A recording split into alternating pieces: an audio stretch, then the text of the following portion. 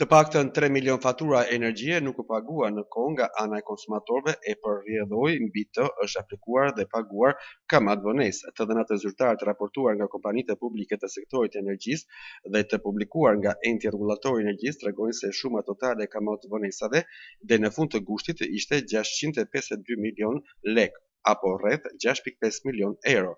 Muaji me nivelin më të lartë të kamat vonesave ishte gushti me 122 milion lekë, apo rreth 1.22 milion euro dhe pas saj vjen korriku me 850.000 euro dhe janari me mbi 830.000 euro. Sa i takon numrit të faturave mujore, mbi të cilat janë paguar kamat vonesat, ato lohatën mes 300.000 që është muaji me nivelin më të ulët që përkon me shkurtin dhe mbi 464.000 që është muaj gusht.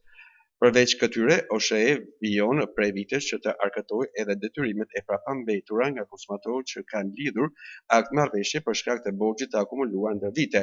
Këto aktmarrëveshje u lidhen prej disa vitesh si për klientët familjar, edhe për biznesin dhe parashikonin shlyerje me këste. Numri i konsumatorëve të lidhur në rrjetin e shpërndarjes së energjisë elektrike sipas statistikave periodike të OSHE-s rezulton në 1.36 milion, ndërkohë që faturat në total me lexim konsumi në 8 muajt e këtij viti ishin 8.5 milion.